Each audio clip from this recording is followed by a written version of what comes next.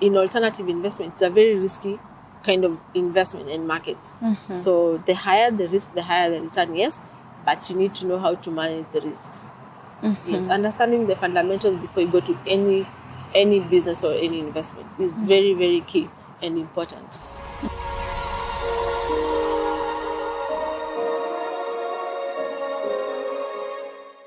Hello everyone and welcome to Total Trendia with me, Beatrice Kageha. We are located along Thika Superhighway in Ruiru. And today my guest is a CEO. Welcome to the show. Thank you so much. You look so amazing. Thank you. How have you been? I've been fine. I'm doing well. I'm doing okay. Okay, that is good. And for our viewers who are viewing you for the first time, can you kindly describe yourself to them? Okay, my name is Rina Lamsia, and I'm the founder and CEO of Ascent Consulting Company. It's a company we do training and consulting services on financial planning and advisory on investments. Yes. So when did you start the company? Okay, the company is a bit young. It's like a year old, but I've been doing this business for like 3 years now. Okay. Yes. So what inspired you to start that company? Well, I've always had a passion in finance, first of all.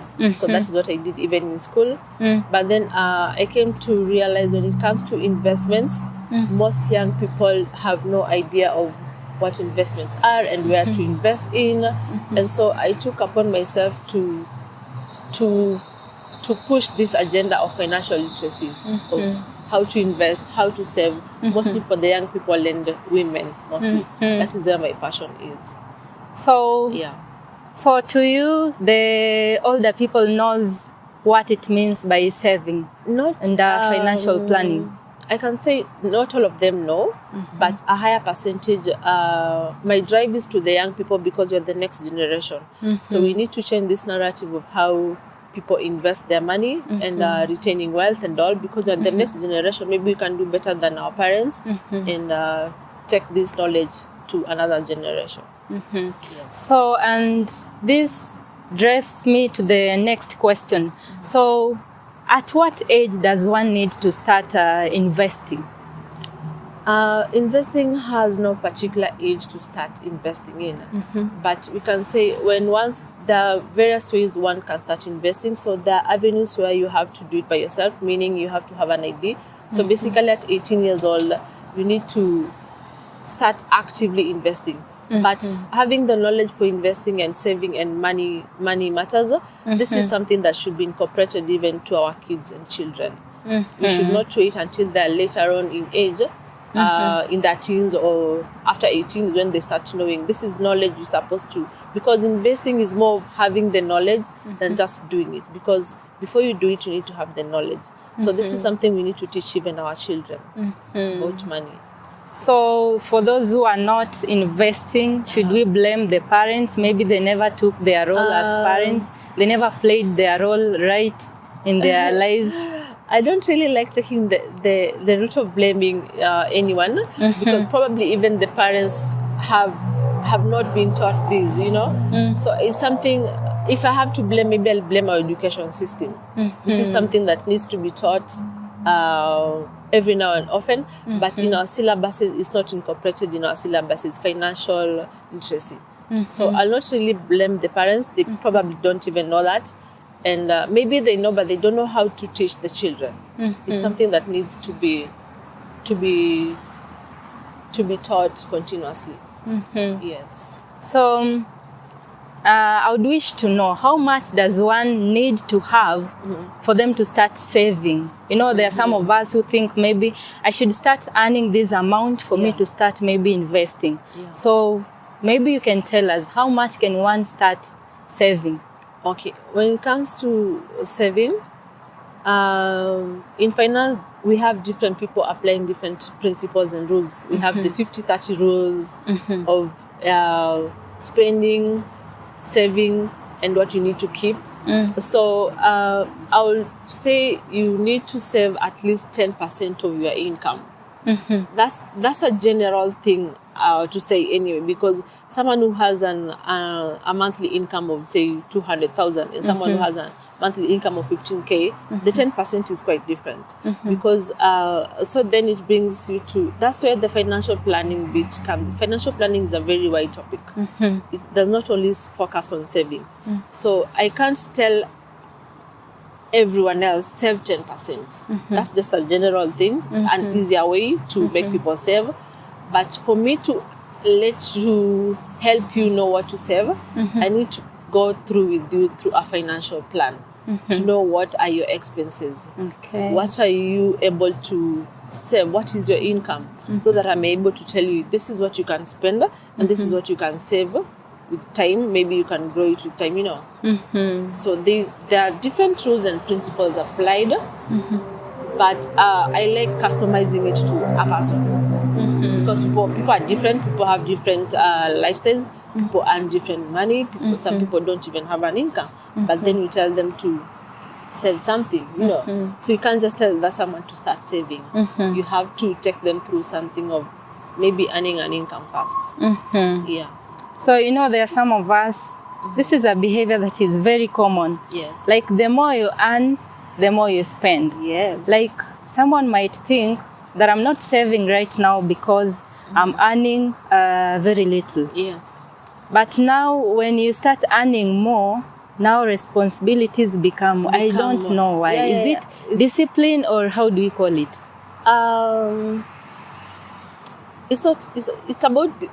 Discipline plays a bit a role in it, but then again, it's a culture, and it's also something that is it's applied in economics, that the more you earn, your expenses also go higher.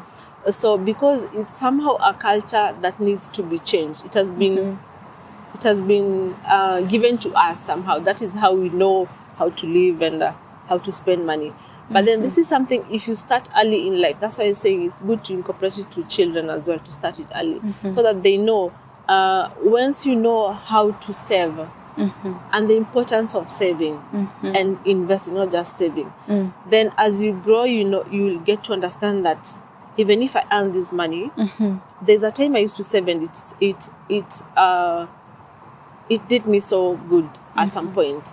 So because that culture can be incorporated early in life, then when you continue growing, you get your first job, you get a second job, probably higher pay, then you will understand that probably you've been saving, say, that 10% from your first job. Then when you get a higher pay, your 10% still stands. Probably you've been automating it from your account, right? So that 10%, even with a higher rise, the 10% is rising, you see? And then then again, discipline comes into play. Because with discipline, you are telling yourself, you have your goals, you have your principles, you have to stick to them. That's now discipline. And discipline as well has to be incorporated early in life. It's not easy to start it later in life. Still, it can be done, but it's easier when it's started early in life. Yeah. So it's somehow a culture. The more you earn, the more you... Because you don't understand the benefits of actually investing, not just saving. Yeah. So I think if you understand those benefits, then it can be easier to... And can you please tell our viewers, or even me, I'm part of that, the importance of saving? Okay. The importance of saving is that when a rainy day comes, that's something that crops up abruptly. Maybe it's your health, maybe you're sick, you need to rush to the hospital, or someone that you love. You'll have something that you can go back to, because it is an emergency, right? You can go back to that pocket and use that money. That will save you a lot. From maybe you don't have an income right there and then. Maybe you can't even borrow. Maybe you already have debts, but if you have a saving somewhere, that will help you a lot. And then when you learn the culture of saving, then you come and understand the importance of investing, because saving alone is not enough. Because there's inflation that comes into play as well. So you need to put your money to work. So once you understand the benefits of also investing, then you have something to start investing with. Unlike, investing, but you have nothing saved. So you don't even know where to start investing from. You see, so when you understand the benefits of emergencies coming in, maybe you want to go to school as well, and you have something to start with. Then you can get that going. Or even we've seen during this corona period, people lost their jobs.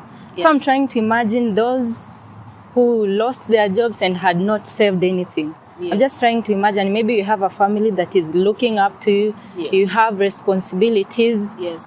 I think corona has also taught people a lesson. I hope so, because again, people get to learn, people get to experience these things, then they forget when they get back to normal.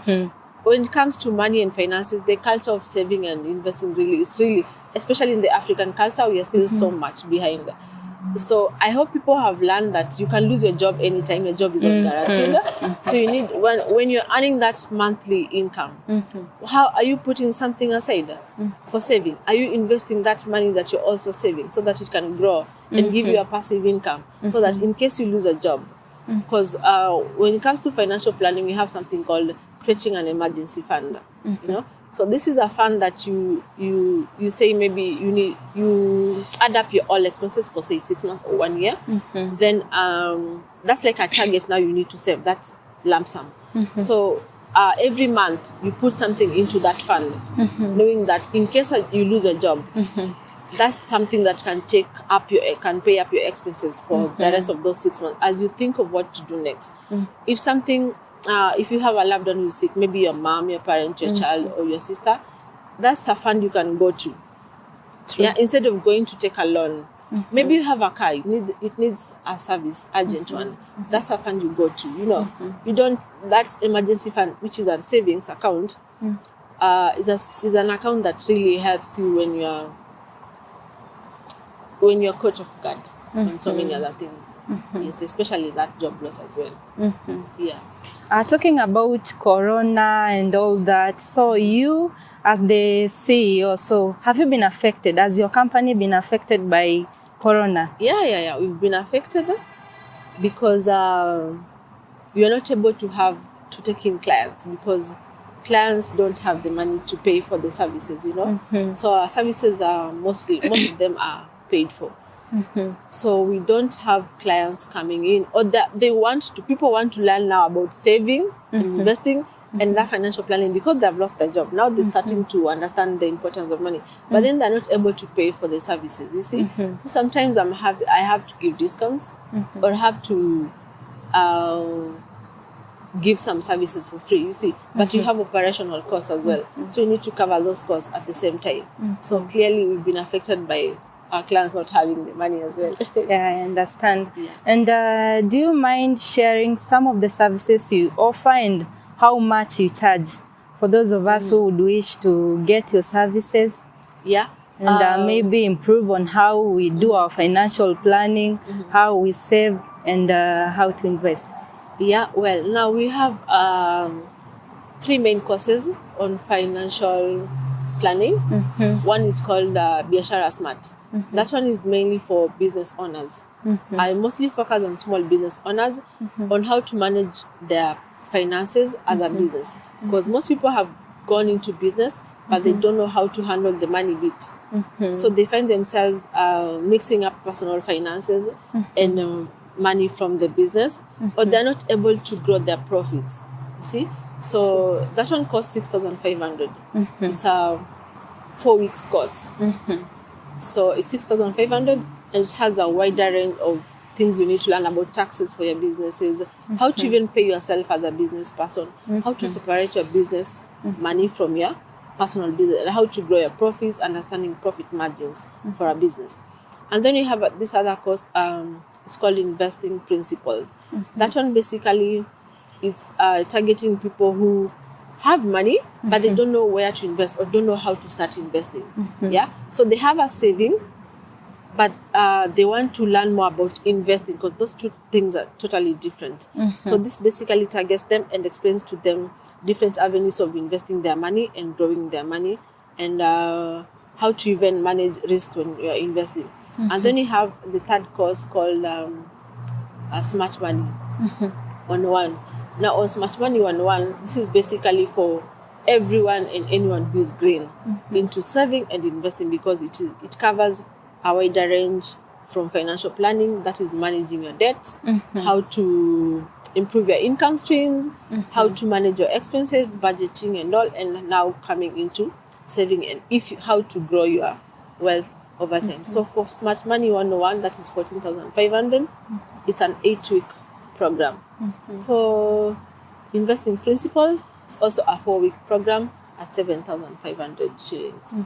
Yes. So is it full time? Like, does one need to come there the whole day to be taught? No. Again, thanks to Corona, we can still go online. We do we do classes online. So we give materials to students once they enroll. We have materials in form of documents. So they send documents, and also we have our support group on the side. And every week we have to do a Zoom session to just go through over what has been sent to students and to understand better. Yes. You know, Corona has taught people that you can make money while seated at home. Yes. You can work online, which most of us didn't even know. And as much as it has brought more harm and disadvantage most of us, at least it has taught us lessons. Yeah. And lessons. Tell us, where can one invest right now during this pandemic? You know, there are those businesses that were shut down because of Corona, and employees were laid off. Yeah. Some were told maybe to work from home. Yeah. You see. So right now, someone may be having money, I don't know how much. How can they invest? Where exactly can they invest for them to get benefits? Okay. Now, we have different avenues for investing someone's money.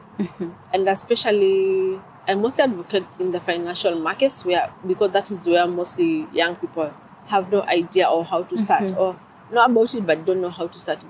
So we have the financial markets, and we have the businesses that people can invest in different businesses. So when it comes to financial, during this pandemic time, right now things are improving a bit.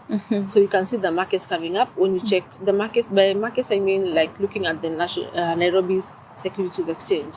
We have different companies that are listed at Nairobi Securities Exchange. So you can invest there through buying shares, buying equities of different companies. So you have different companies listed with different counters. So you can buy your shares at the Nairobi Stock Exchange. And things are looking good. So, yeah, someone who wants to invest in it can go and look at different companies which are doing better. Then you have, you can buy actually government bonds, government bills. Actually, Kenya, we have the best returns. Because if you look at a market like the US market, the bills and bonds are actually affected by interest rates, and interest rates in the US are very, very low. Meaning the returns on government bonds are really, really low. And so, if you look at the Nairobi Stock Exchange, you'll find that most investors are foreigners because there's something they know about our market that probably as local people don't know because lack of knowledge. So buying a bond and a bill, especially bonds, they have really good returns compared to most markets right now. So anyone who has money, I can urge them to buy a bond because it's also an investment that preserves your capital. You're sure of getting back your capital at the end of the term plus the interest and on that investment. And we also have business ventures. You look into what business are you able to venture into, you know? People who actually went into selling masks really made millions of money during Corona when it started. So we need to be keen on looking at how markets work, the fundamentals of the market, which are things which are really selling right now. Those are things, you don't just jump into a business because you've had someone else is doing it rightly or is making profit for them. So get to understand what is this that you're best in, you're good at, you can make money out of it. So we have different, you can go even into real estate. We have Airbnb right now. You don't have to own a property to go into real estate actually. You can go into real estate as well through the Nairobi Securities Exchange. That is through buying rates. Rates is real investment, real estate that are listed at the Nairobi Stock Exchange. So you buy through them. So you don't have to own a property to even invest in real estate. So we have different and so many other avenues, and we have alternative investment that are coming up. You've heard of the cryptocurrency market, I know, yeah. So you don't necessarily need to buy Bitcoin. You have so many other coins that are coming up and are doing so well. So you just need to understand the fundamentals of the market. You get to analyze, do your research and understand in this market, how does it work? And something people need to understand is in alternative investment, it's a very risky kind of investment in markets. So the higher the risk, the higher the return, yes, but you need to know how to manage the risks. Yes, understanding the fundamentals before you go to any business or any investment is very, very key and important. Yes. And I understand you've dealt with many people who come to you. They need you to advise them. So from what you've listened to from people, what do you notice? What are the common mistakes that people make, especially the youth, when it comes to money investments? When it comes to money investments, especially as the youth, I would say the one big mistake we make is procrastinating and not starting to invest. So, yeah, they come to me, they want this advice, I give them all the advice they need, but they don't put the initiative of starting to invest. And that is procrastination. And even me, I wish I knew earlier some of these things. So the earlier you start, young people, we have the advantage of time when it comes to investing, because investing involves some risks. And young people, we have that advantage because you have the time to correct any mistake that you make in the market. You can take up higher risks. And when you take up higher risks, meaning markets always correct themselves somehow, because right now we have the pandemic, but the pandemic is going to end and the market's going to correct themselves. Things are going to go back to normal. So meaning you have time to wait and let your investment make money in it. So that's one mistake young people we make. We wait until we think maybe we need to be older enough to start investing. Another mistake is wanting to make quick money. Investing is not fun, actually. It's a journey. It's not an event that you expect to put money here. And so many young guys come to me and tell me, which is this investment that I can put money in, and then I start earning this certain amount, like by tomorrow or next week. And there's one who even asked me, like, can I invest in Forex? I know I can invest in Forex and then make this huge amount of money. And then I told her, okay, Forex is also a very risky market. So we'll be looking into something else. Then she asked me, okay, so what can I invest in? But I don't want risks. I don't want to lose my money. I told her, if you want to earn high returns, be ready to invest in very risky investments, especially in a short term. You have to risk. You have to risk, especially in a very short term. But if you want to be, that is mostly being gambling, actually. But a good investor needs to put in time, because time allows things to work out themselves, and it allows the money you put in to earn the interest on it. So another thing of starting early is the compound interest. It's very powerful. Compound interest means the money that is, the interest earns an interest that earns an interest, so it compounds on itself. So when you start early, someone who starts at 20 and someone who starts at 40, eventually both of them at 60 have quite different amount of money. You get?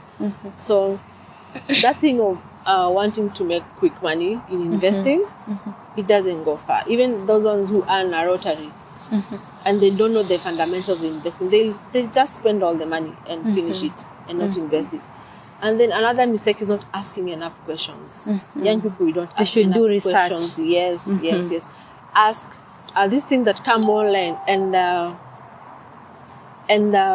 they're scamming. Most of them are scams, So young people they see the returns and they are driven by it. And these are people who know how to get the young people and know what to do.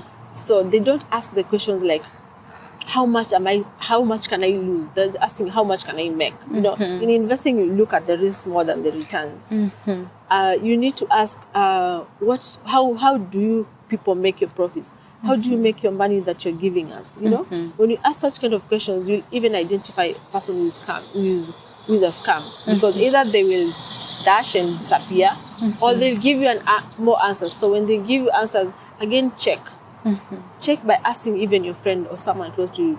Most young people are doing these things in their bedrooms and hiding, which is very wrong. So you need to also get out and ask, okay, I've seen this and this site. They're saying this is what you can earn. Can you kindly check what's the address? Where are they located? Who are the directors of this company? What are they investing in? You know, because most people go online, they open sites, and they're told you can earn this amount per day, per month. But they don't ask, how is this money made? You know, so most are even told, like, recruit people. They don't understand. The more you recruit, if you recruit this person, the money you earn is. I was just about to talk about that, because personally I've gone through that. Oh, you have? A friend of mine came to me saying that, you know, you join this with 20,000, and then you bring two people, one on your right, one on your left, and then when they bring in another person, you get a half of that. And I'm like, really? That's how am I going to convince someone to come and give them 20,000? Give them 20, and this is someone you are telling should make money, you know. So you're telling me to make money, but you're telling me to give you money. It doesn't make sense. Doesn't make sense. That is not investing, because it means this other person is going to earn from what this other person is bringing. Not actually, they're not putting this money in any investment for it to grow. So we need to ask more questions as young people as well, and start early. Don't be afraid to start early. When it comes to investing at the Nairobi Securities Exchange, you can even start with 2,000 shillings. Yeah, because you have stocks, minimum stocks to buy is 100. So you have stocks which are like 4 shillings. You know, but you have to get to understand if it's a good stock, first of all. So for example, if you want to buy a Safaricom stocks, right now they're like 40 bob. So meaning for 100 shares, how much is that? That is 4,000 shillings. So you don't have to wait until you are, I don't know, a millionaire or something to start investing. So just start investing like now, and let it grow with time, and ask questions, and get to do research. Let us be, I think most young people don't like reading, but when it comes to finances and all, financial literacy, you really, really need to get into details and get to learn. Yeah. Yes. So, there's this question I was to ask you. There are maybe some people who are privileged to get inheritance from their parents. Yes. You know, this is not something you've worked for. This is something you've inherited. And maybe you've got that excitement and all that. So what should you do so that you don't maybe end up using the inheritance in a bad way? Okay. I think even in Kenya, we've seen so many rich families. Their fathers have passed on, but they've remained behind and fought over the wealth. So again, this comes to teaching our children financial literacy. So most have been brought up in this world, but they don't know how to manage this kind of money. Their parents have had their fund managers on the side managing this money for them. Then they've been abroad, just came back to fight over the wealth. So one thing I would say is people who inherit wealth need to understand to think before they spend. It's just common sense that you've inherited this money. Most of this money that is inherited, 70% is lost in the second generation, and 90% probably by the third generation is gone. So you need to just be a good steward. You've inherited this money that you've not even worked for. So why don't you also become a good parent to your children and make them happy, delight your heirs as well by actually having a good plan and some little care and some common sense to know that this money you've inherited, you need to put it to let your children also inherit. So think before you spend. And then most of them also tend to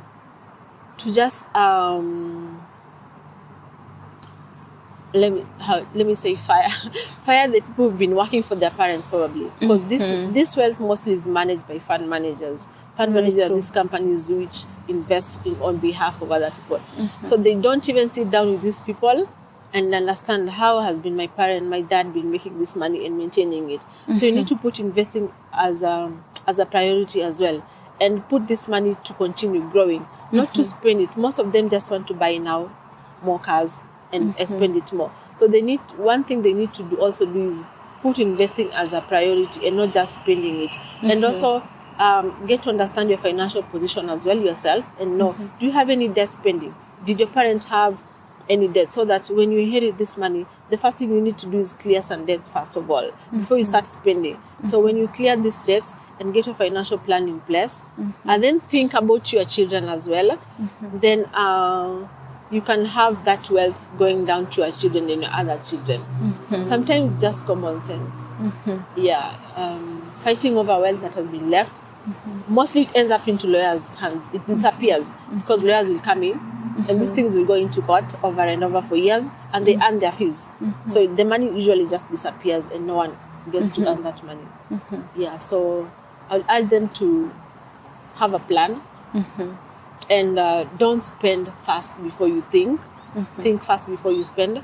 And then that last bit of what did I say? Is it spending? I'm repeating myself. You shouldn't spend so much before they paying up debts. Most of these families also have big debts. And talking about debts, I feel like you should address this issue of just borrowing. There are some of us who just think, since Fuliza can give me this amount, since I'm sure he can give me this amount, so I should go ahead and take. Like you find saving is a big problem because uko na madeni every now and then ukosi madeni. And then there is the other problem whereby someone saves, but you don't have any idea of where to invest the money. So you just keep on saving. And then unafika mahali you get a problem.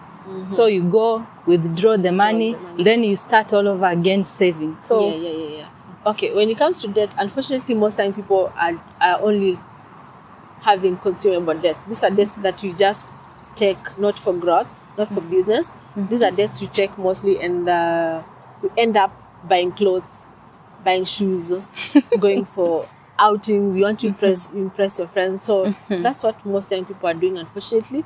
So I think the central bank is coming up. Is it the parliament or the central bank? Coming up with an act to cap these mobile lending apps. Most of them, over 600 of them, actually have been put on hold because most are not regulated. So the central bank is coming up to regulate this mobile loan.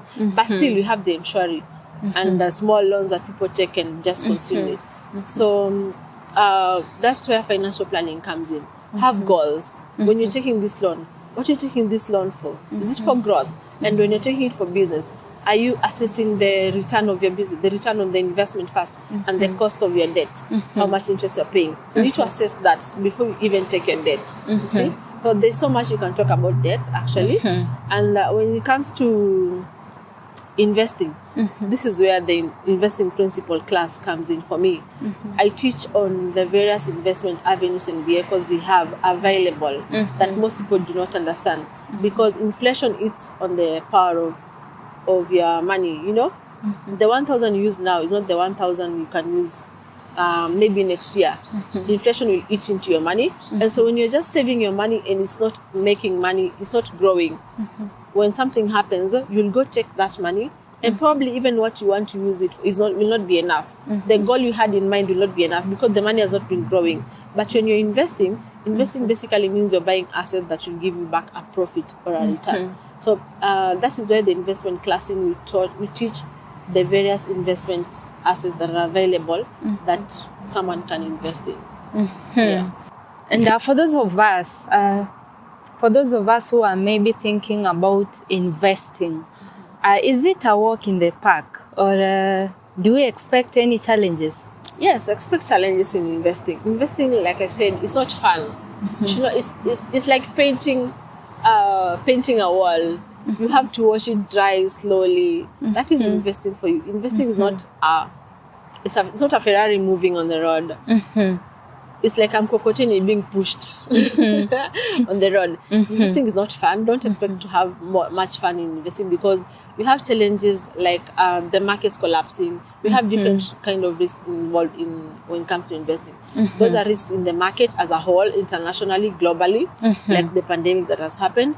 We have risks that involve a sector of the company you've invested in or a business that you're running. Maybe you're selling tomatoes. There's bad weather, something happens to farmers or something. So you have investment that happened to that particular company that you're running, that particular business you're running. It might run out of money. You might have people stealing your stock. You know, so you have challenges because investing is not only like the stock exchange. That business you're running is an investment to you. The real estate. So we have risks involved when it comes to investing. You're supposed to expect those challenges, and the more you expect the challenges, the better, because then you'll put measures in place to help you when that time comes. But if you don't expect those challenges, you'll sit and wait, and you'll be caught off guard probably. And then what do? That's where people give up or something and stop their investment journey. So you need to expect challenges when it comes to investing. Yes, it's not fun. It's not walk in the park. But if you get to know it and you get to if you get to earn the returns slowly by slowly, then you'll enjoy it and continue the journey. Yeah. Thank you so much for showing up, and thank you for keeping time. It's been pleasure having you. It's been pleasure being hosted as well. Thank you as well. It's been a pleasure hosting this show. I'm your host, Beatrice Kageha. Please remember to subscribe to our YouTube channel. Thank you.